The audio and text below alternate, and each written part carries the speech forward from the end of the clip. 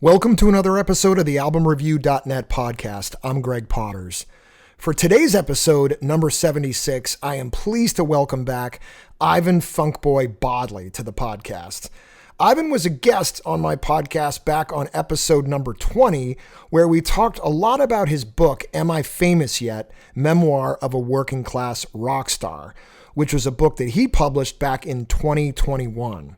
If you want to hear a deeper dive into that book, go back to episode number 20 and check it out. In this conversation, Ivan and I talk about his recent performance with none other than Sir Paul McCartney, plus many, many other musicians of that caliber. Just wait till you hear it. A little bit about Ivan. Originally from Chattanooga, Tennessee, Ivan's lived in places such as New Orleans, Los Angeles, London, Boston. He's now based in New York City, where he has been for over 20 years. Ivan has a bachelor's in psychology from Tulane University, where he was also a music director of a college radio station, WTUL, in New Orleans. He was also a publicist with Epic Records and Sony Music and was there at the very beginning of the band Living Colour. Not in Living Colour, the show, but Living Colour, when they released that epic album, Vivid. Ivan is a magna cum laude graduate of Berklee College of Music, and he's an inductee into the New York Blues Hall of Fame. He's traveled to over 30 different countries to play audiences of over 82,000 people. And he's played in performance settings ranging from jazz duos to 100-member symphony orchestras. Ivan also recently finished up a multi-month performance as the bass player in the band for Tommy, the Broadway rock opera, originally written and performed by The Who, some of my heroes. But over the last 25 plus years, Ivan has been a working class rock star, as the name of his book, Am I Famous Yet? Memoir of a Working Class Rock Star will explain. And I am so grateful to have him back on the show. So you're going to want to put the women and children to bed and go looking for dinner because... All right, sorry, I shouldn't have said that. That's a quote from the film The Program. If you listen to me a lot, I like quotes. I talk in quotes. But we want men, women, and children to listen to this episode and listen to every episode. Don't worry, it's language safe, so we're good. At least I think it is. Yeah, it is. So put your pets to bed. I don't know, and definitely take a seat for this one as I welcome back Mr. Ivan Funkboy Bodley. Let's rip it.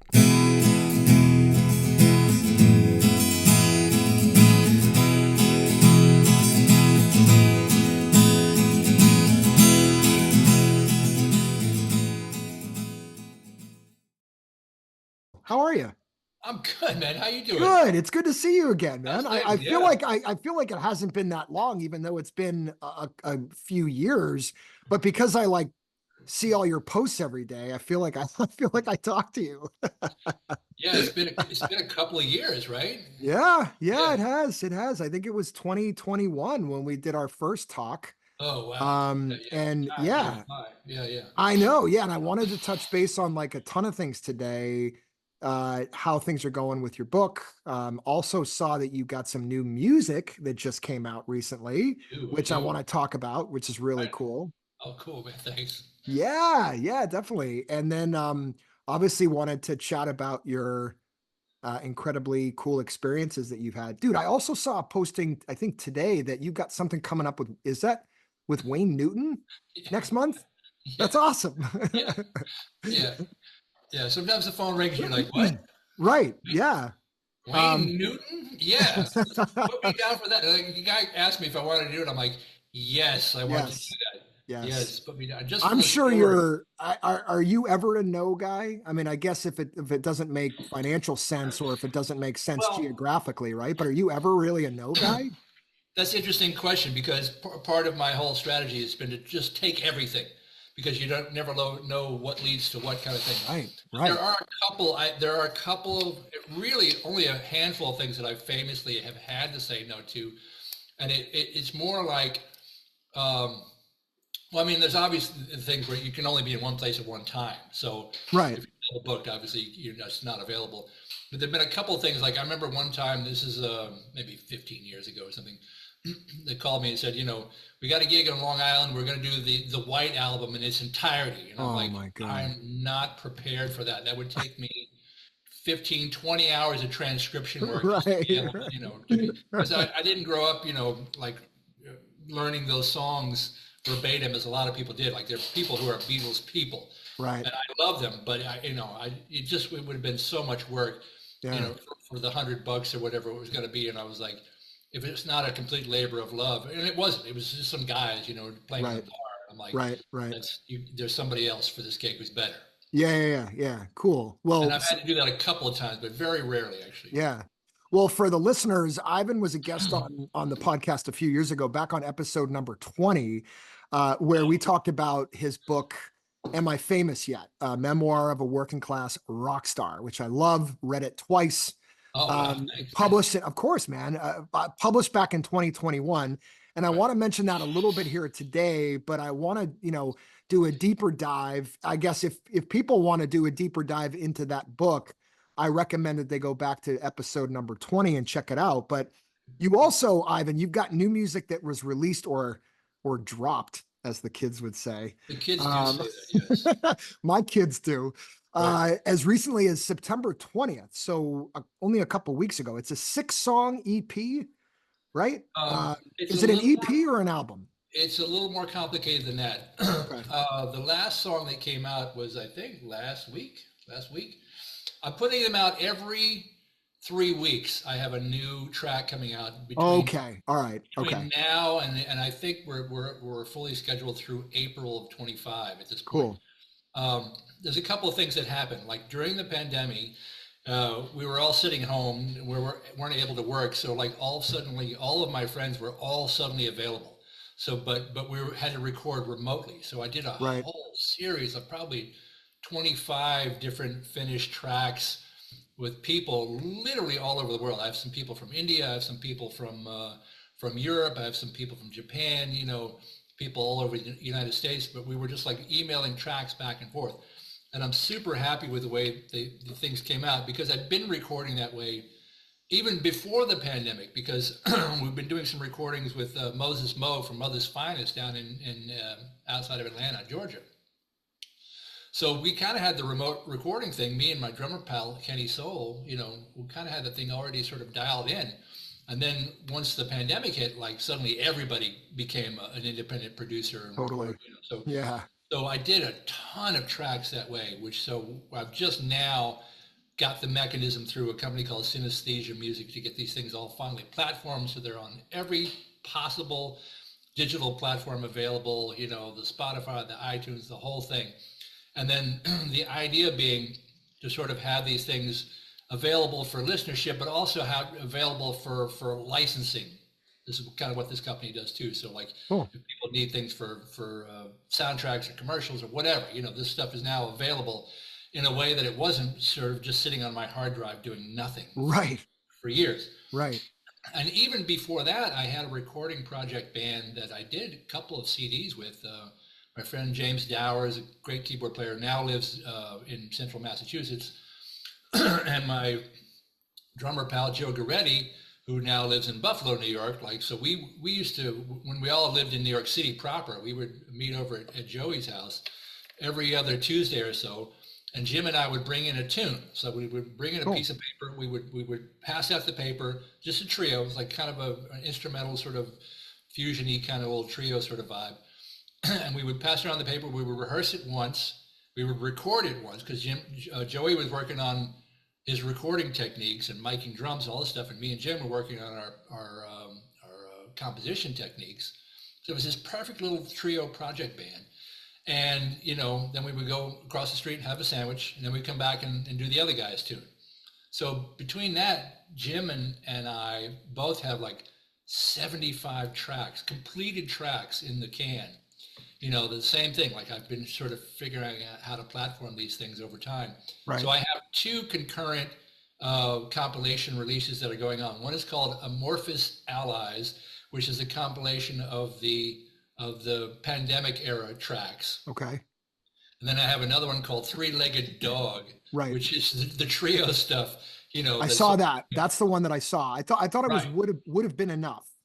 Yeah, right. That's right. That's right. Okay. So that was a Three-legged dog. track that I just like wrote around an idea from a Passover song that I heard. I was like, it's kind of a prayer, like, if the Lord had given us out of Egypt, that would have been enough, and if the Lord had taken us through the desert, it would have been enough. Like you keep saying, it would have been enough, would have been enough, would have been enough, sort of over the course of the Passover Seder.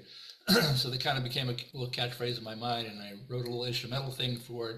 We Yeah. recorded it. It's been sitting in the can for I can't tell you how many years now. Uh-huh. So to me, it doesn't sound dated. It sounds like we just recorded it last week because we still Yeah. play it. We play, and the recording techniques. I've mastered it. I've mixed it and mastered it in recent times. So that may sound a little bit more modern than but the recording process that we were doing even 10 years ago sonically sounds the same to me. So Yeah, and I think the way, you're definitely more hip to the new style than me, but the way now that every musician is telling me is you release, just like you're doing, you release a song, whatever, every week or every 2 weeks. right, You don't pop the whole album or drop the whole album out.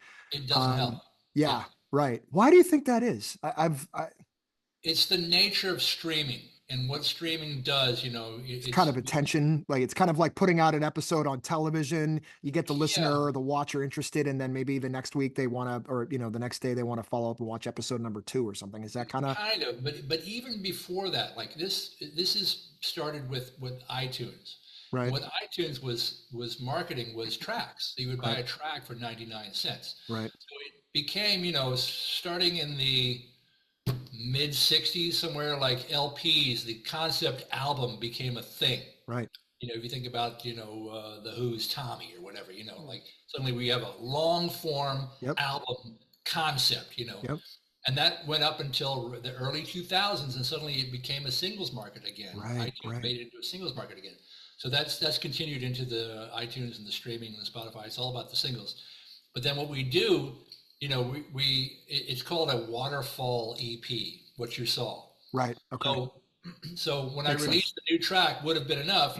It's tied to the 5 or 6 tracks behind it. So when you click on that one track, it automatically goes to your playlist where, like, if you're interested, it'll keep playing the other 5 that are associated with it.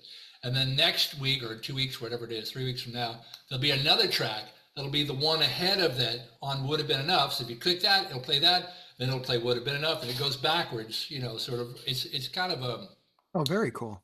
a nefarious device to sort of keep people listening. Yeah. You got to do what you got to do. What you got to do. And I know there's algorithms and things like that. I mean, it's worked for Right. me since I joined Spotify in 2020. I've been turned on to Oh so yeah. much newer, so much more newer music, but also older stuff.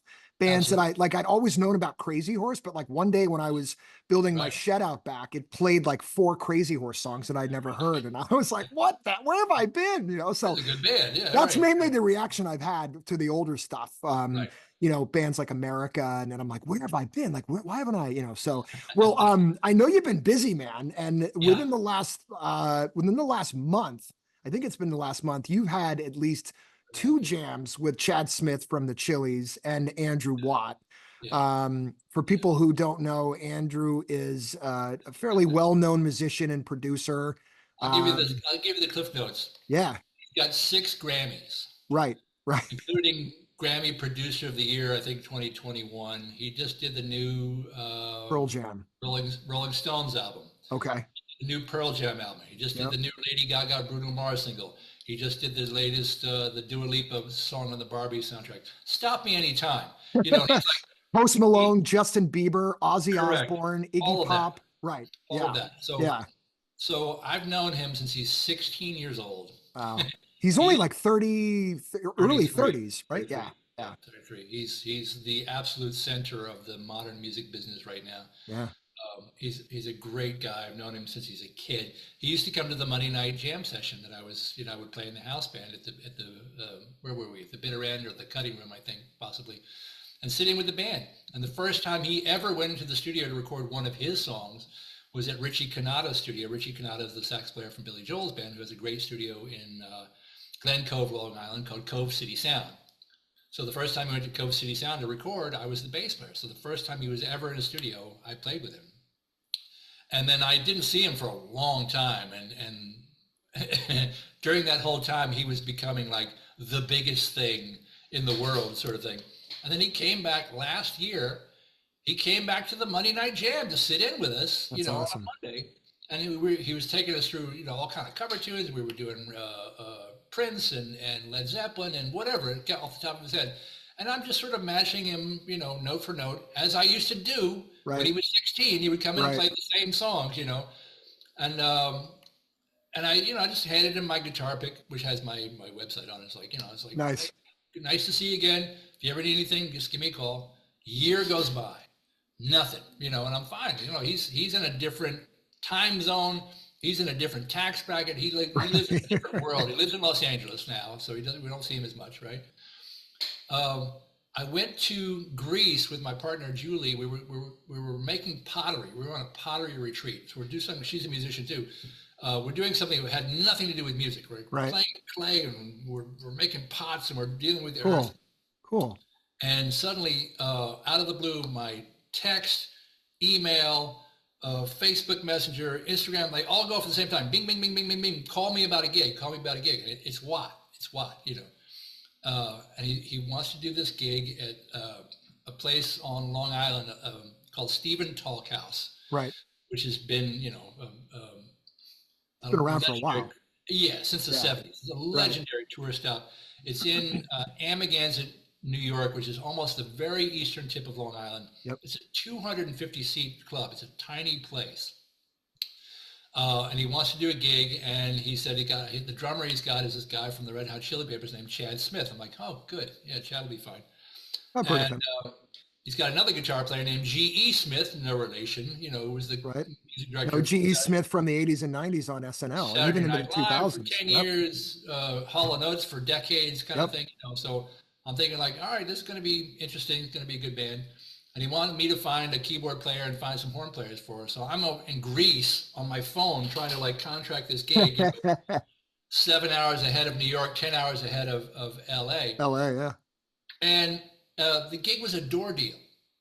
So I'm calling these musicians. I'm saying, listen, I don't know what we're getting paid. You're going to have to go out to the Hamptons twice because we rehearsed at Chad's house in Montauk. Okay, that was what I was going to ask you. So you guys rehearsed. Okay. Rehearsed at Chad's house. We got a list of cover tunes that he wanted to do. And I'm sending out charts left, right, and center. The horn players are writing charts because there's not a lot of horns on Led Zeppelin songs, Right. But they're writing songs, writing charts to sort of fit in. And I said, you're going to have to travel out to the Hamptons twice. It's a door deal. I don't know what it's paying. Are you in or not? Do you want it or not? I said, this guy is like the wonderkin of modern American popular music, and who knows what's going to happen at this thing. And these guys were all, to their credit, were like, yes, I'm in. Yeah. Put me down. Kind of don't care what it pays. I mean, it'd be nice to sort of at least cover expenses and make some money for the work that we're doing. But it's just a room that we all wanted to be in, and we knew we wanted to be in it. So we were rehearsing a Led Zeppelin tune, and suddenly at Chad's house in Montauk, he's got this new studio building that he's built. And the first time I'm meeting Chad, first time I'm playing with him, he's a lovely guy and a tremendous player and just great. It's great. And suddenly the actor, Zach Braff, like sticks his head into the place. I'm like, why is Zach Braff at Chad Smith's house in Montauk? And I realized, kind of random. We're in the Hamptons. Like, this is where these kind of folks hang out, and they kind of know each other. And I found out later what the connection was, but Watt wanted to do the Prince song, Let's Go Crazy. Mm-hmm. So there's a whole preamble. Dearly beloved, we're gathered here today, to celebrate this thing called life, this whole spoken word intro kind of thing. So he called his buddy, Zach Braff, to come and play that part, like do the whole spoken word intro. I'm like, this is great. Oh, cool. It's going to be a lot of fun. So we show up at Stephen's Talk House, and I knew that just knowing who he is and who he knows, that there were very likely to be some special guests. Mm-hmm. Or at least some celebs in the room. We didn't know who, like it turns out like John Hamm was there hanging out all night. Brett Goldstein from Ted Lasso was there hanging out all night. Nice. Zach Braff, And Watt and Chad knew that one of their big rock star buddies was coming to the show. to hang out, just to watch, but they didn't tell us. So you had no idea. That was what I was most No. curious about. Yeah. The first inkling I got, I walked on stage, and sitting 10 feet away from me is Paul McCartney. I'm like, uh-oh, the big boss is watching. And suddenly I realized I've got to play like a 2-hour show on bass guitar, which is playing, anything that's in modern rock bass guitar. Beautiful Fender jazz bass, by the way. Well, but I'm saying, like, all the patterns that we play in rock and roll music today, he wrote. He wrote all of that stuff. It originated with him. So there's nothing that I'm going to play tonight that he hasn't said, oh yeah, I did that once in 1963 or whatever it was. Right. So during the first song we did was Ziggy Stardust, which was great, and I've played it 1,000 times, and somewhere in the first chorus, like I made a mistake. Like I just sailed out a clam. I was like, because I'm thinking in my head, that Paul McCartney's watching me, and I just immediately said, all right, this can't happen anymore. Right. Like, I need to keep my eyes on my fries. I need to keep focused. I need to keep my head down. Right. I don't care who's watching me. I got a job to do. I'm working for Andrew Watt. I'm working for Chad Smith. This has to be right. So I just immediately put my blinders on, did my show. I did my show, whatever. But I tuned out everybody in the place. And then we played a 2-hour show, and Paul was there with his family, just hanging, sitting. Sometimes you could see him; he was just singing along or whatever. Occasionally, he would pick up his phone and take pictures of the stage or something. I was like, "That's cute. All right, whatever." But again, I'm kind of turning him out because I got a job to do. Right, you're focused. Yeah. Right. So we get to the end of a 2-hour show, and we didn't go on until 10 something. So it's like midnight, 12:30, and Paul's 82 years old, and he's hung all night. Amazing. He's hanging. And again, we're in Amagansett, New York. He's got a place in Amagansett, New York. So really, he just went to the corner. I figured, he probably just walked down the street. Correct. Yeah. So we're singing. The end of the show was Neil Young, "Rockin' in the Free World." So we're doing it, and Charlotte Lawrence, who is Watt's girlfriend, and also sang with us during the show. That's who she is. Okay, I was trying to figure that out. Well, there's even more connection. She's a songwriter. She's a singer. She's a dancer. She's an actor. She's in the show Bad Monkey. Okay. That's currently running on, I think, Apple TV, which also I think Zach and Brett are in. That might be where I remember it. Zach is in one of my favorite movies, Garden State, which came out like 20 years ago. But that's one of my favorite movies. Exactly right. So Charlotte's father created Bad Monkey. He created Ted Lasso. He created Scrubs. So that's why all these actors, they all know each other. Right. It's all family. So she's in that show. She sang 3 songs with us during the show, as a featured artist. And then she comes back up for the encore just to, get on the wireless mic and say, "Keep on rocking in the free world, rocking in the free world." And as she's dancing on the stage, and I've told her this, I said, I think about it in terms of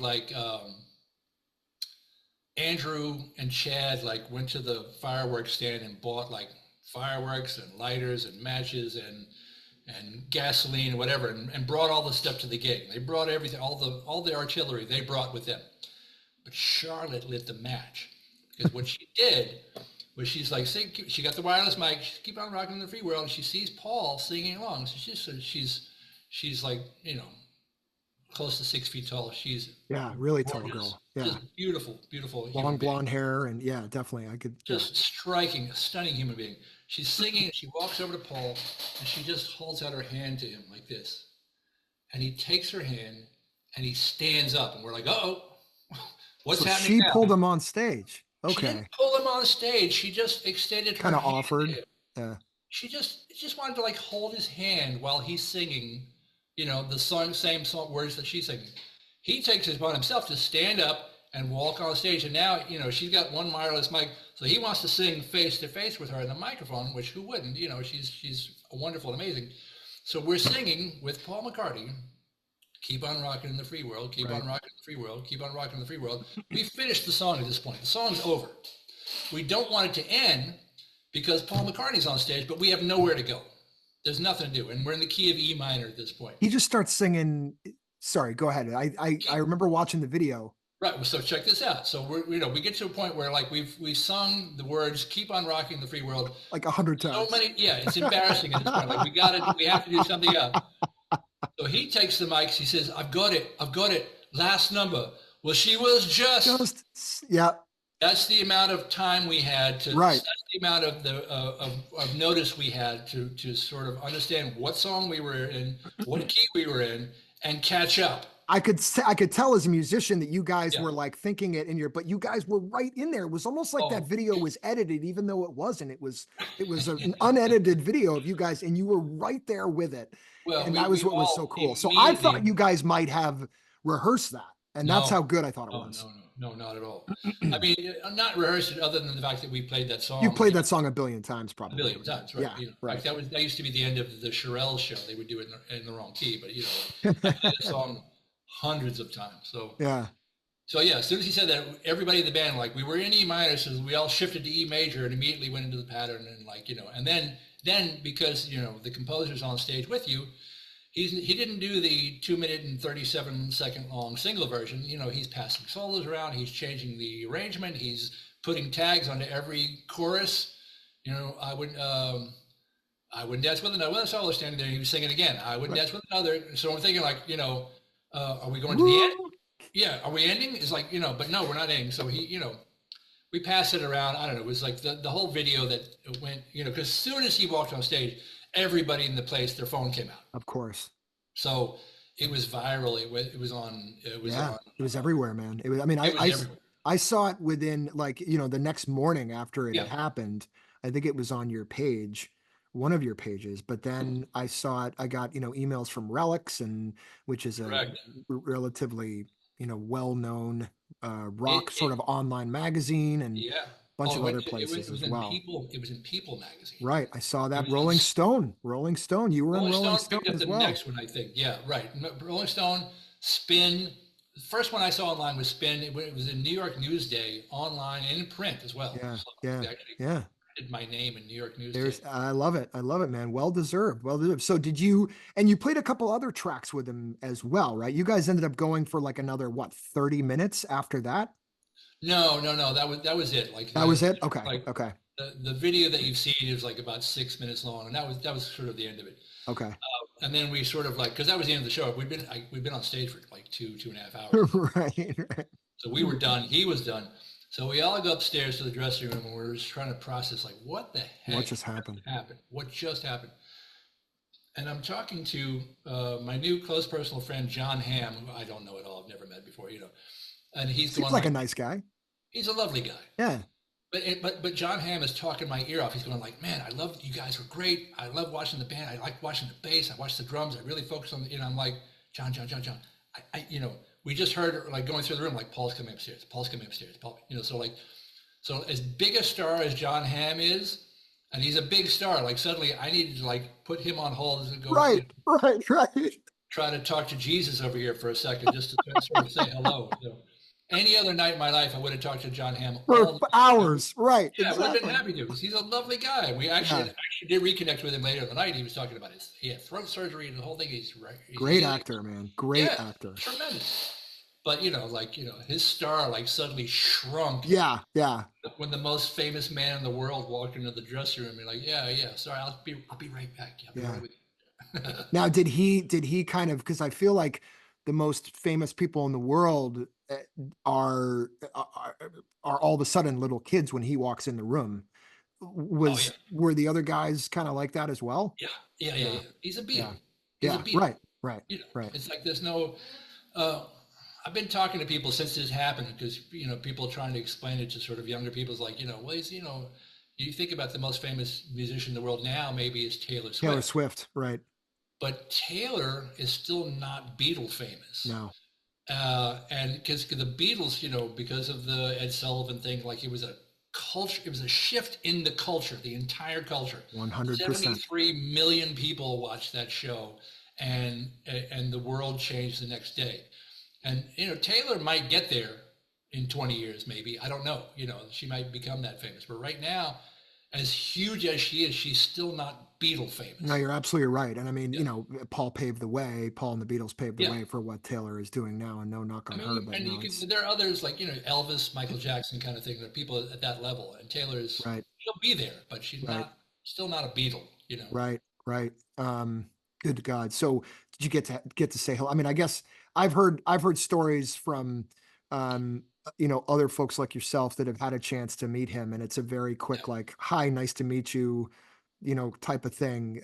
Because so many people are coming up to him, he's probably so used to that. Did you get to have a conversation with him I all, or did, just yeah. I thank him for talked to his him for a time? few minutes. I mean, we were in the dressing room, so it wasn't in the public. It was Right, right, a little bit more control. But yeah, yeah, we spoke for a few minutes, and it was he's exactly as Paul McCartney as you'd want him to be. yeah. He's a very charming, very, very nice man, and he's very personable, and he wanted to speak to me, person to person. I went to Berklee College of Music with his drummer, Abe Laboriel Jr. So that was sort of my I know you're a opening. Berkeley grad, but I didn't know that. I didn't know that part. Yeah, Wow. I was there with Yeah. Abe. I've seen Abe since, and he's like, he looked at me, he's like, you look familiar. I'm like, yeah, we lived in the dorms together, bro. So A couple of years ago. a Yeah, couple years ago. one of the things I noticed about Paul, I mean, this might be obvious to most people, but the night that I saw him in concert at Fenway Park a couple of years ago, Mhm. the guy was literally like he'd go from one mic, he'd get up from the piano and go to another microphone, and he'd like bop and bebop and dance Yeah, over to the microphone.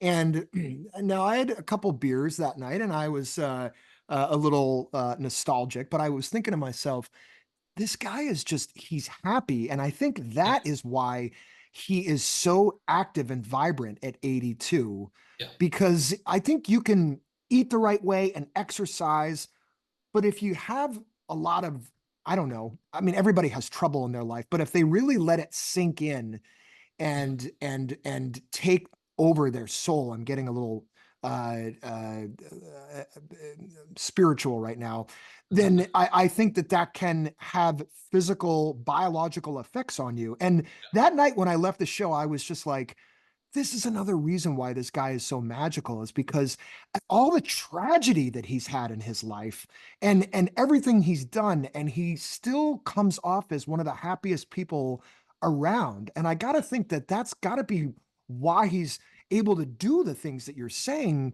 you know, being up and playing like that until all hours of the night, and yeah. I'm sure the guy gets tired, but it's got to be like a mental thing as well, that he just either was born with or learned those tools. Maybe it was the meditation stuff he did in the late 60s, whatever, with George, but I don't know. I really had an epiphany that night, and I always known Paul. My mother used to play all the old Beatles stuff. She'd be Yeah, like, "Oh, when they got into the weird stuff, I wasn't as right. interested." And that used to make me laugh, because when I first Yeah, heard Sergeant Pepper and everything, I was blown away. But I grew up on the really old stuff, and so I saw her standing there, was one of them, and it just really made me think a lot about that guy's longevity, yeah. and just how it's a lot of it's just got to be the way he handles stress.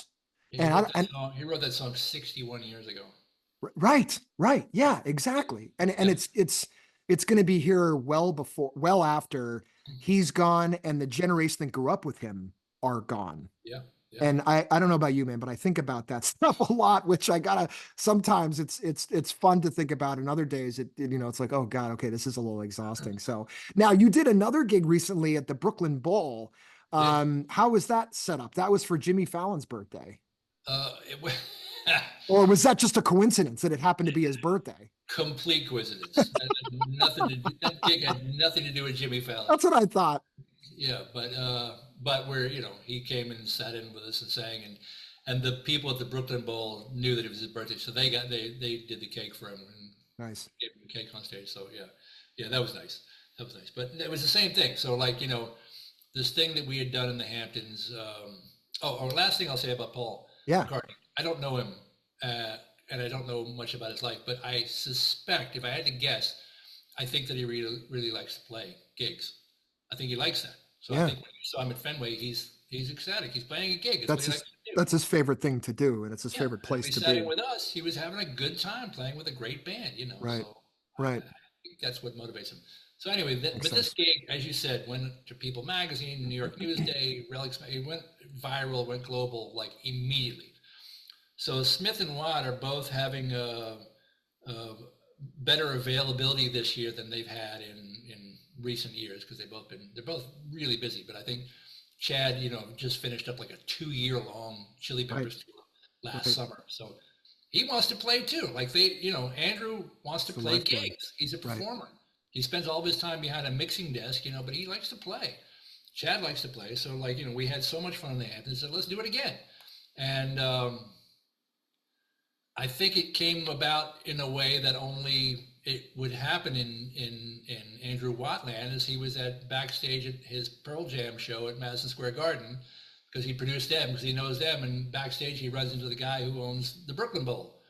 And he says, "Oh yeah, we gotta come do a gig with us, and so he's like, "Great, how about Wednesday the 6th, whenever it was, it was a Wednesday night. Um, we rehearsed at Electric Lady Studios, Oh my which, God. I just saw that documentary a couple weeks ago. Excellent. yeah, Yeah. not a rehearsal facility. It's a it's a legendary recording studio. Yeah. Yeah. That's where we set up, did the rehearsal. Um, I told Watt, I said, it says on the Brooklyn Bowl website, Andrew Watt, Chad Smith, and special guests. I said, it's going to be a little hard to beat the special guest from last time. He said, don't you worry about it. He had plans, and I knew he had plans. And what happened? When we got to the rehearsal, do you know Robert Randolph, the pedal steel player? Yeah. Yeah. Tremendous. So Robert played with us. Never seen him live. I don't He think. is an animal. He's unbelievable. Um, he played with us. He played, I think, half of the whole gig with us. He's got an unbelievably unique voice on his instrument. Um, we were rehearsing. Black Thought, the rapper from the Roots, came in and rehearsed with us. So Yeah. we did a Roots tune, and we did an Old Dirty Bastard tune, and then Watt has this tremendous idea. We're gonna do the Stooges. I Want to Be Your Dog, Nice. and he'll sing the choruses and let Black Thought rap over the verses, just freestyle. And he's one of the best MCs ever.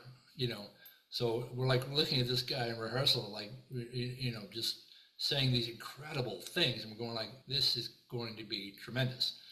And then we had a special guest scheduled to sing the Faces tune, Stay With Me, but who didn't make the rehearsal. So it was like, I don't know, is he going to show up? We're not sure, And it turns out he did show up, and it was Chris Robinson from the Black Crowes. And he showed up about the same time Jimmy Fallon shows up, and Jimmy wants to do Roadhouse Blues, and we're like, fine, great. So Robert Randolph, Black Thought, Jimmy Fallon, Chris Robinson, place was sold out. There's a line around the block, holds 1,000 people. They sold the thing out to the rafters. And the same thing that we'd done in the Hamptons. There was already a band on in the Hamptons during the 8:30 slot, so we didn't go until 10:30. Right. Same thing at Brooklyn Bowl. There was already a band on. There was an earlier event that they had. Actually, no, it wasn't a band. It was a fundraiser for Kamala Harris. So Doug Emhoff, her husband, was there. So when we got there, the Oh, place like a wall of Secret Service across the right. front. So I was like, all right, we're waiting outside. We're not going near this place until until showtime. So we didn't get into the building until 9:30. We hit at 10:30 and played another 2 hours. And same thing. It was in Rolling Stone. It was in Relics. It was in Yeah.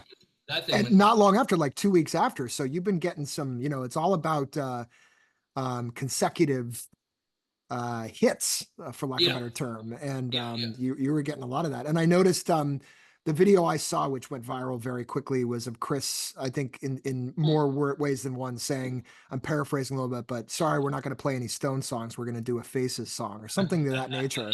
Yeah. And He said, "You guys like the Rolling Stones?" They're like, yeah, "Yeah, yeah, yeah, right, yeah. we're Well, not we're gonna doing play a that." Faces song. Yeah, yeah, yeah. And you guys crushed that song. I mean, Oh, and I have to say, I mean, as a fellow bass player, yeah. I watched numerous videos with you, not only up there, but just in other performances, man. And you're just always holding down the bass lines like a champ. And although I didn't have specific knowledge, I had a feeling in many cases that you were going sporadically, like it was, like when Paul just started singing and you had to hold that line down. And just, I think a lot of times maybe people forget the bass player really drives the rhythm and the backbeat of the song. So I just had to give you some props there because it just my ears always, and that was what drove me to the bass when I was 12. They just go to the bass Right, whether right. I can help it or not. And so I'm listening to you. It's almost like there's an engineer in my ear that's turning you up and everybody else kind of medium. And I was like, God, Ivan is crushing it. So it was fantastic. And Well, so I have to say, I mean, yes, I agree with that, and I'm the same. I hear bass too. That's sort of my main thing. But I'm standing next to Chad Smith, yeah, yeah, and Chad, not for nothing, but his day job is he plays in hockey arenas for a living. So, like, right. the 40 backbeat is, years, at least 40 yeah, years in the business, right? yeah, Yeah, yeah. yeah, So the backbeat, his backbeat is undeniable. Like right. that snare hit is designed to be heard in the nosebleed seats in a hockey arena. Yeah, And he's yeah, got the full range of dynamics. He can go from a whisper to a scream, and he's listening all the time. right. There's not a note or a rhythmic variation that I see that he's not immediately like reacting to hearing, and vice versa. Like he would sail something out, and it's a real gift to play with. So like yeah, it's not just me. Let's put it that way. Like Sure. you know, Yeah.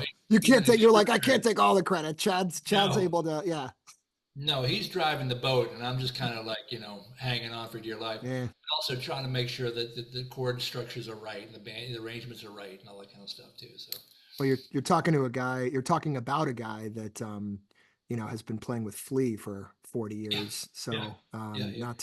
not too shabby, but I think you hold up yourself as well. Now, we were talking about we were talking about Paul's stamina earlier, and it's always a question that I have for musicians and even just friends who aren't musicians, but like, since the last time we've talked, you've probably done over 250 gigs, if I had to guess.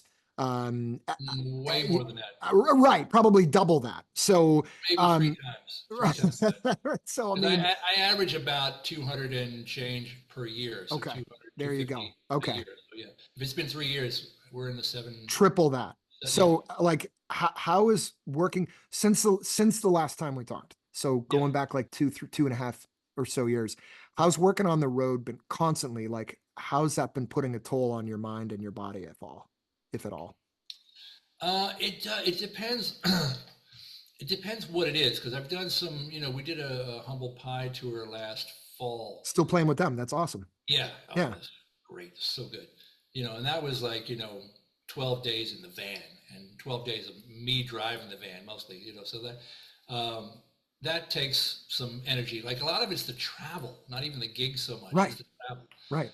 Like this weekend, I've got a couple. I got a gig up by Woodstock on Saturday, and another one on Long Island on Sunday. So I'm going to be in the car 6 or 7 hours, on top of the gig, round trips, between the two shows. Not to mention the 4 hour shows that I'm playing. Right. So Right. Right. um, it depends. Last weekend, I flew out to 2 weekends ago. I flew out to Jackson Hole, Wyoming, to do Beautiful a spot. destination wedding gig. Gorgeous, but like we flew into Bozeman, Montana. I chauffeured. I drove the band, in an SUV 2 hours to a hotel in Idaho. Then I drove them another 2 hours to the gig in Jackson Hole. After the gig, another 2 hours back to the hotel. So it's like eight Right. hours of Takes a driving. toll, man. Yeah. Yeah, and then in the morning flights. What I come back from these 3 day weekends, 4 day weekends. With a cold, kind of almost all the time. All the time. I used to call it an oldies cold because all the oldies gigs, you would fly out the first flight on Saturday and the first flight on Sunday. So it means you didn't sleep for 3 days. Right. So, you come back with respiratory distress. And it may or may not even be germs. It just be like your body kind of Your shutting down. body's just right. Exactly. Yeah. Yeah. So I got my oldies cold last week, and it's like, it's just part of it. It's part of what we So, do. like me, do you live? Because I've been accused many times. I have like a pharmacy underneath my bathroom sink, and I want Yeah. to be clear. It's mostly legal stuff, but I'm always preparing for. the worst. And this is a phobia that I have. Right there, you go. I was just gonna ask you, how But I'll many say vitamin C lozenges do you this have is on you, this is a Hall's mental aid lodge, but this dude? is the only thing that I have. This is all that I do. That's it. Yeah, I don't take anything else. I don't do anything else. I just deal with it, good But for you. I will do a cough drop if I get, especially Sometimes if I if I'm need some sustained. sleep, like sometimes if I need some sleep, I'll take some NyQuil. I just got over a rough one, and it had nothing Yeah, to do with your schedule, but just I was going, I was going, 60, 65 hours a week doing yeah, work. And but those lozenges, the vitamin C lozenges, yeah. I crush those like I had a uh I had a NyQuil gig I had to do back in the spring. I was subbing in the pit at Tommy over in Broadway, and I ended up taking over the chair. yeah, So I was playing 8 shows a week, I and I wanted to was ask you. Yeah. deathly ill. I was deathly ill, but there's no crying in baseball. No crying in baseball. That's right. That's Just right. had to, I had to Now, drink the NyQuil and go. do you still, I think the last time we talked, you said that you used to run a lot. Mhm. Do you still like do a lot of that to stay healthy? Do you go for runs and things like that or hit the I gym do or just 5 miles every morning. I did my 5 miles this morning. still So doing it, man? God, I yeah, got to give you so much props for that. I think that is even harder to do than the gigging, because the gigging is just like it's in your blood, it's natural. But it seems like now the run is just in your blood, where it's like yeah. brushing your teeth or eating breakfast. You just It's do it. part of my routine. I do it Yeah. 6, 7 days a week. The only day I can't do it if I'm traveling early. Uh, Right. Right. but but yeah, 5, 6, 7 days a week, pretty regularly. I've got Yeah. a 5 mile loop that I do up here in the park, and it's part of it. It keeps the machine running. You got to do it. You got to You do got it. Anytime I slack on it, then I pay the price big time, and I'm yeah. doing double the lozenges. So, well, we were talking earlier about your new music, and I think it was September 20th, so just a few weeks ago that this came out, Three-Legged Dog. And you told us a little bit more about that already. And so I really like the songs, man. And I'm not just saying that, like it's a collection of really funky, grooving tracks. It kind of reminded me of now, bear with me here, Derek and the Dominoes when they did that sick at that Layla Sessions album, and Okay. they had one disc that was just the jams. I don't know if you Right. remember that. Right. But it also has kind of a 70s jazz vibe to it. Like Right. the jazz when Miles sort of moved away from the 50s and 60s smooth jazz and got Yeah. more into that funky jazz. So Yeah. Yeah. I really dug, I mean, I liked I think when I listened to them the other day, there were six. But you're saying that there's going to be obviously more released. There will be 12. Yeah, yeah, cool. I really loved Crosstown. Oh, cool. Right That on. was incredible. Yeah. Sputnik. Yeah. Yeah. That reminded me a little bit of like King Crimson. I'm a Yeah. big All right. King Crimson fan. So I'll accept that. okay, all right, good. And just an assortment of like really, really kick-ass Yeah. instrumentation. So in terms of your playing, your hands are obviously your biggest asset. I just went through another surgery. And so in the last 2 years, I've had ankle surgery and I just had tendon and ligament surgery on my elbow. So that kept me from playing bass for a little while. Have you ever had an injury that's threatened your ability to play the instrument? I mean, knock wood, not Knock wood. really. One of my bases, I'll knock on the bass. Uh, I did get some tendonitis one summer. I was doing a lot of gigs, and I did a wedding gig, all on upright bass with no prep for it. And I found out that if I play upright bass with I need a week to warm up on upright to do a gig on it. And I didn't, I didn't have the time, or I don't know what it was. So like my forearms, the tendons were on fire. Yeah, I'm sure. And I spent the whole rest of that summer icing, icing, icing, icing. And I was still able to gig okay, but it was a lot of pain. And I finally got to a point where uh, a buddy of mine was talking about he had chronic tendonitis and he managed to get it cured. I'm like, how did you do that? How? Yeah. And he's like, I got an acupuncturist. I'm like, acupuncturist? Like, it wouldn't have occurred to me, and I don't really subscribe to that kind of thing. But you know what? Give me his number because I'll I'm, try anything. it's been a couple of months of this and misery. And he saw me with the ice. He said, oh, here's the guy's number. And he said, one other thing. The acupuncturist always told me, always heat, never ice. I was like, huh? Hmm. Okay. Okay. So I switched my regimen and I went to heating pads and icy hot and things like that, and the tendonitis cleared up within a couple of weeks. Wow. I never even got to the acupuncture, never made the appointment. Like, Wow. that switch to me for the heat turned me around fast enough that like I was fine. So what kind of heat? Like what? Like heating back? Like I've got a one in my house here where I just put it in the microwave for I don't know 30 seconds to a minute, That or maybe a little longer. electric heating pads you can get, even the icy hot kind of stuff sort of works. It's sort of like it's increasing Blood the blood flow. flow. Yeah, Right. that's what you Right. want. Yeah. Interesting. The Um, sports medicine people are divided on this. They say you have to either heat or yeah. ice because Right. you have to change the stasis. It can't stay where it is. It has to move one way or the other. And they kind of recommend them in equal parts, I think. But this acupuncture guy was like, nope, never ice, always heat. Like once you pass the initial injury trauma, because if you have when you've initially injured something, you've got swelling, that you got to ice. Right. Once the swelling has gone down, and you're sort of in the chronic stage, then his theory was always heat, and I was like, Yeah. all right, I'll try it. And for me, it happened to work. I'm not sure that it's the same for everybody. I think you're right. I think it's different for everybody, but I do get frustrated sometimes when I hear different advice and it's completely contrasts the other and I never made it to the acupuncturist either. I never got interesting. there. Interesting. Wow. Yeah, I tried it once about 5 years ago yeah, and I didn't hate it. yeah, It didn't change my life, but I like, and then I did the cupping thing too, which was a little right, weird, yeah, but, but I was at a point where I was having back pain and I was just willing to try anything. sure, So, absolutely. but, yeah, interesting. I just, not quite yet 50, but dealing with a lot of issues with arms and back and shoulder and elbow. And it's just, Yeah, I think a lot of it has to do with just getting the blood flow going regularly. Because I sit down here at a desk on a regular basis, and right. you get up and move so much more. And that's the one benefit of the job that you do is you get to move a lot more. Yeah. So that's something that's really important. Straight from Dr. Funkboy, right there. That's the word. Well, aging is real. Aging is a real thing, so No you got to kidding. keep moving. Use it or lose it. That's what they say, right? Use it. Yeah. My physical therapist said something to me that's so easy, but yet at the same time, it stuck with me. Motion equals lotion. And he's so right. I don't know if he actually coined that, probably not, but he said it to me when I first saw him when I broke my ankle 2 years ago. And I was in rough shape. And I was Right. told I may never be able to run again. Oof. And he told me that, and he's absolutely right. I have more pain, Ivan, when I sit for in a 6 hour car ride than when Yeah. I walk 10 miles.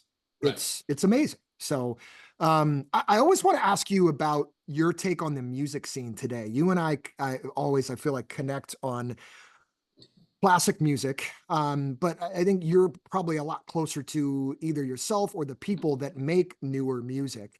And I've gotten into some newer music over the last couple of years, but I feel like it's newer music that has sort of a twist of some of that older stuff. What are some newer groups that you've been listening to lately? Any that you recall or that you can share? That's so interesting. I used to be like super tuned in to everything new that was coming out, and like really like I was a radio programmer at my college station sort of back in the day, so I was Right. really had my finger on the pulse of every brand new release that came out, and I just don't anymore. I see things that I really like or find interesting, and a lot of it, believe it or not, I follow Chris France from the Talking Heads on Facebook. A lot of the new stuff that I've seen is stuff that he posts. I'm like, oh, because anytime Chris posts something, I'm like, oh, let me listen to this, check this out. So like, whatever, a couple of years ago, he posted that band Wet Leg. I was like, this is really interesting, and I never would have found it, if it hadn't been for Chris.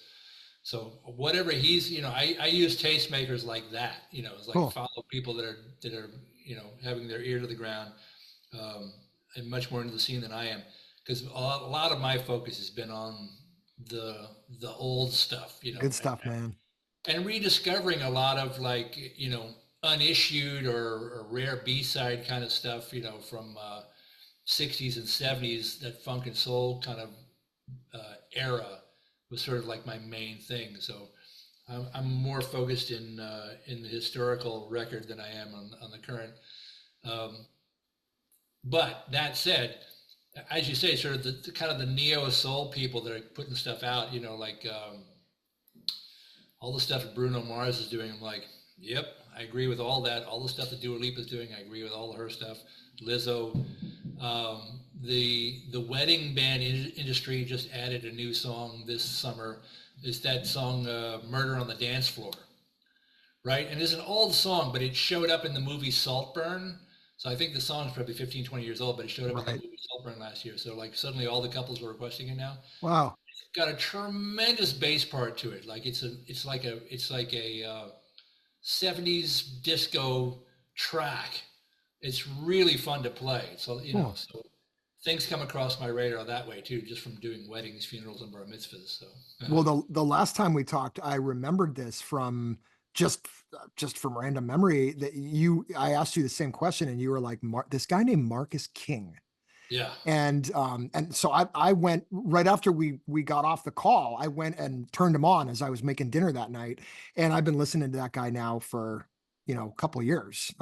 Yeah, I just listened to him. I just saw a track of his like yesterday. Yeah. Just listening to some, and also for some reason, and I've known about this guy for a long time, and he's quite famous now. But sort of in the country world, all the stuff that Chris Stapleton is doing now. Oh yeah, Like I agree with you. Yep. He's leveled up 12 times what he was doing before. Like I've known about him for a long time. He's been around for a long time. He's been great for a long time.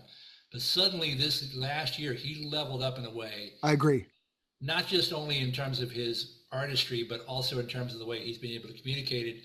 The talk show appearances that he's been doing, the His Saturday exposure. Night Live Yeah, right. thing that he did, the version of White Horse he did on Saturday Night Live was just like staggeringly that was good. beautiful. That guy's got a voice that's Man, what a great singer. Unbelievable. Yeah, no, I'm with you on that one. So you mentioned college, you mentioned Berkeley. Either for some of the folks who haven't yet heard episode number 20 of the podcast, when I first talked to Ivan, he's a here we go. He's a magna cum laude graduate of Berkeley College of Music, inductee into the New York Blues Hall of Fame, traveled to I wrote down 30, but it's got to be more than that now. Traveled to 30 different countries, played to audiences of up to probably over 82,000 people. In performances ranging from jazz duos to 150 member symphony orchestras. You said earlier, which I wanted to talk to you about as well, Ivan, you recently were on stage for the performance of Tommy, the Who's Tommy on Broadway. What was that like? Oh, tremendous. Because one of the people I grew up listening to, the first person I ever tried to emulate when I learned what a pentatonic scale was John Entwistle. Yeah. Like probably equal parts John Entwistle and Rick James. Yeah. When I was at that age, So this is one of those sort of life's full circle kind of moments, and then to be asked to do that show, just tremendously mind expanding. It's the first time I've subbed on many Broadway shows. I think it was my 15th Broadway show that I've subbed on. But that was the first time when I actually took over the chair, the first time I was actually a chair holder. And it changes your whole schedule. You're doing 8 shows a week, and then people are calling you now because they want the work. They want to, to sub out to them kind of thing. My only slight regret is the show only ran about 4 months because there was a real glut of musicals this last spring. So I think because it was a revival, people sort of put it third on their list to see. So people want to see Hell's Kitchen, they want to see Stereophonics, and then they'll go see Tommy, or then they'll go see Liz, right? So I think, the economics of Broadway are such that, their operating budget is just under $1 million a week. Wow. A week. Wow. And, if they're making anything less than $1 million a week, they're not in profit. So I think, I saw the show from the house one time because we were down in the pit the whole time. So I got to watch it from out front, and it was just this mind expanding production. Everything was done with live actors on stage. Every surface of the theater was an LED wall. Wow. So it was all done with these projections. It was like watching a live action movie. Right. And because of the perspectives that you can get with projections, the size of the space is not like, whatever it was, 40 by 30 feet, whatever the size of a Broadway stage is. with the projections, the size is kind of infinite. So like in the scene where Tommy is preaching to his throngs of fans, he's standing in the center of the stage on a podium facing the back wall, and the back wall is a projection of him playing to an arena. So suddenly, as an audience member, you're, from his perspective, looking at an arena. Yeah. It was so genius the way that they did that, and such a beautiful. I mean, I've always been a fan of the piece, but it was a really touching production of the thing, and I did get to meet Pete. I was just going to ask. I thought perhaps because it's been on Broadway now for about 30 years, maybe a little longer than 30 years, if I remember. It was the early to mid 90s. Obviously, the album came out in 69, 68 or 69, if I remember correctly. And then the movie came out in, I think, 79. 75. Okay. All right. Anne Margaret and so many other really reputable actors and actresses. And then I think it was, 91, 92, 93. 92 to 95 was the original run on Broadway. Okay. It won 5 Tonys at the time. So that's right. It was a revival of that, but a completely reconceived revival. Like, the book and the music were the same, obviously, but the production, the choreography, they redid the orchestrations and the projections were like, it was stunningly good. I'm sorry that more people didn't get to see it, but we had 4 months of me getting to play John Entwistle's. It's amazing. The Pit every night what a piece too. I mean, what a compilation. And I was just going to ask, and I was going to start with, I'm assuming, he might be removed, but so Pete made a couple cameos. He showed up. He was there for the rehearsal process, which I was not there for. And then he was there for the cast, did a Jimmy Fallon show appearance, and they appeared on the Tony Award broadcast. And he appeared on those with the cast. And again, I wasn't there for either one of those. But the Tony Awards night, we had a Tony Awards viewing party for the cast and crew at the Hard Rock Hotel in Times Square. And I'd just seen our cast do the performance, and Pete was wearing a red beanie, So I was sitting there, watching the Tony broadcast on this big screen. And the guy with the red beanie walks by me. I'm like, it's Pete. That's another moment, almost Paul moment. I mean, that's the way I would look at it. For me, absolutely. He's of the triangle of lords of rock and roll. Agreed. And again, had just a couple of minutes conversation with him. Told him that I said some of the first stuff I ever learned was John's. And I said, this show's important to me, and he's like, beautiful. I'll see you again. I'm like, great. I haven't seen him again, but I might. Who knows? You never know. Yeah. You never know. You never know. Wow. Well, back to your bio just a little bit for folks who don't know you as much, and I'm sure they will get to know you a lot more after this. You're originally from Chattanooga, and you've lived in New Orleans, LA, London, Boston, of course, going to Berkeley, and now you've been based in New York for a while. You were talking about college. You went to Tulane, got a BA in psychology, which in my opinion makes one a lot smarter to walk around. And I feel like in my job, I have to be somewhat of a psychiatrist or psychologist for some sort, but I don't claim to have a psychology degree from Tulane. Musical director of your college radio station, like you said. That was the thing. That was the entry point into the whole music business. WTUL, I think you mentioned. Yeah. And then we talked in our last episode about you're a publicist with Epic and Sony when you were there, the early days of Living Color, before they really broke, or right around the time that they broke. So we're talking like 88. As they broke, I helped. I was there when that's Vivid right. came out. Yeah. That's right. And there are pictures of you to prove it as well. Yeah, so that's right. Yeah. But over the last 20 plus years, you've been as your book says, a working class rock star. Yeah. So how are things with the book doing? Are you still doing kind of press for that, or is it just whenever you get a chance to because of your busy schedule? Yeah. The book did pretty good actually, because I talked to some friends of mine who are thank you, man. You're welcome. Some friends of mine who are like musicians turned authors kind of thing, and I'm sort of like, I have a buddy of mine, Jeffrey Lee Campbell, who wrote. he's currently the guitarist on MJ, the musical on Broadway. He was the guitarist on Mamma Mia on Broadway for 14 years. And before that, his first sort of big thing he did was he was Sting's guitar player on Nothing Like the Sun tour. So he wrote a memoir called Do Stand So Close to Me. And he went the commercial publishing route and, got a publishing house and the whole thing. So he and I have been sort of comparing notes, like how many copies does an average sort of book sell? What sort of the avenues are of it, and I ended up going the self-publishing, do-it-yourself Amazon sort of route, Sure. which, it's available worldwide. We have the same ostensible reach, but I don't owe any royalties to any publishing company. So I've had to do everything on my own. And we've had a very similar kind of trajectory. I mean, I paid a couple of months worth of rent, just off of Amazon royalties. I'm like, awesome.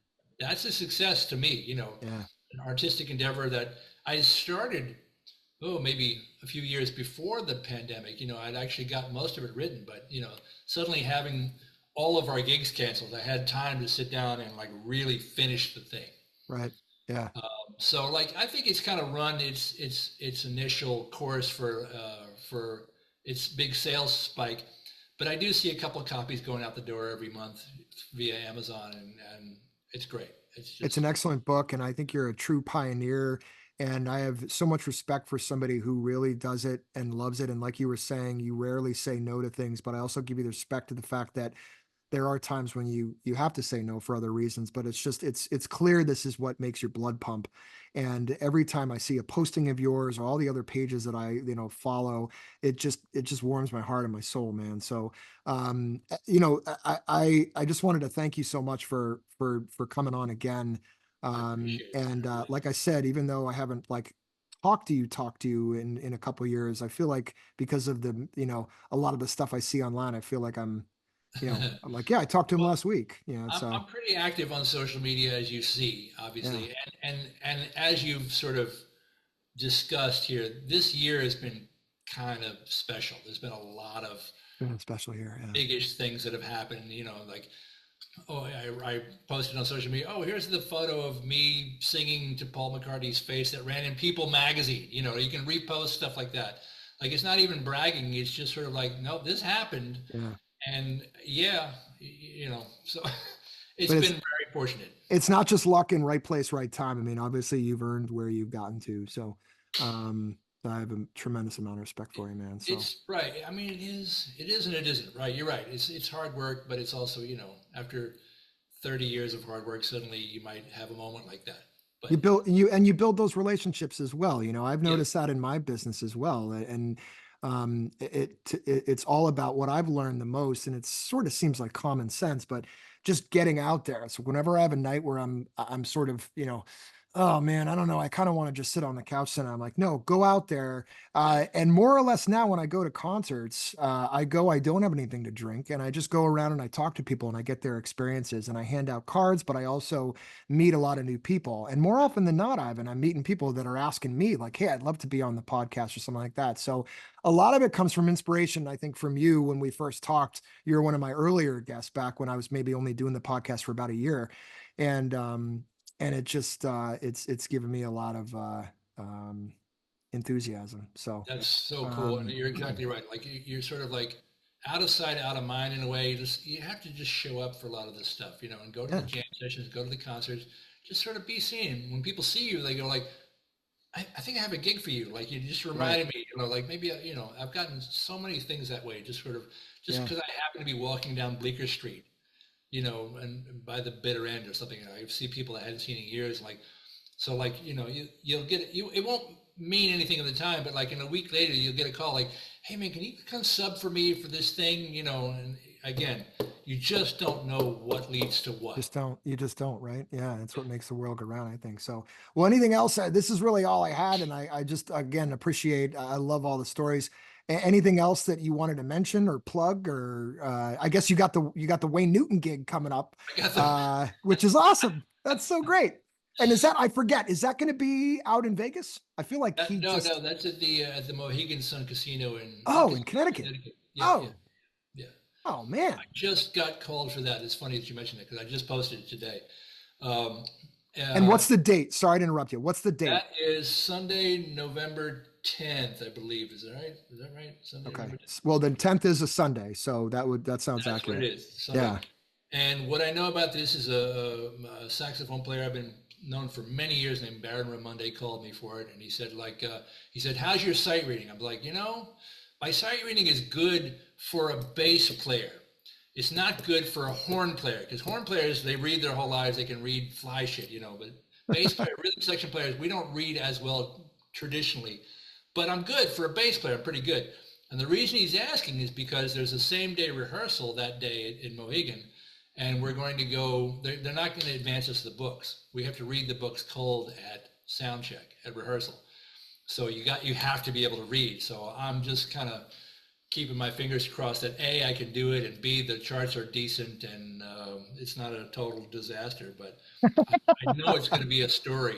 He's a freaking legend. I mean, Absolutely. when I was a teenager, I thought he was cheesy, and boy, did I turn things around. And I mean, I've seen him in movies and everything, but I Yeah, mean, he's a freaking legend. He's another example of, I don't know. And it just allows me to stay connected. The music that I first really heard was yeah, from my parents, and the Beatles was considered, like rock and roll. What is this stuff? But I heard a lot of that other stuff, Mel Torme and Tony Bennett sure. and Wayne Newton and even some Elvis stuff too. But anyway, well, um, I'm looking at my calendar right now. I may plop down there because it's only about an hour and 10-minute drive. It's So in it's in the arena down there too. Like, so it could cool. be a really big show. They have a way of draping off the arena. If it doesn't sell well, I play there sometimes where they drape off like 3/4 of it. Right, right, right. So Yeah, this could be a really big show. I don't know. I have I no think it idea. will. It's my first I time think it working with will. them. That's really Yeah, cool. Yeah. So it'll be a thrill because he's another one. He's been doing it over 60 years. well over. Yeah, Dr. exactly. Shane was like, I think 63. I think that when that came Yeah, out. So I like think you're right. amazing. Yeah, I'm doing it for the story as much as anything. It's going to be great. that's right, man, for sure. Well, thanks again. It's great to talk with you again. And My pleasure. Thank you for the let's invitation. I really appreciate it. let's do it again at some time soon. I'd love to do this every once in a while and Every two just and a catch half up with years, you. like clockwork. Let's do We got it. to do Yeah, it. yeah, Yeah. exactly.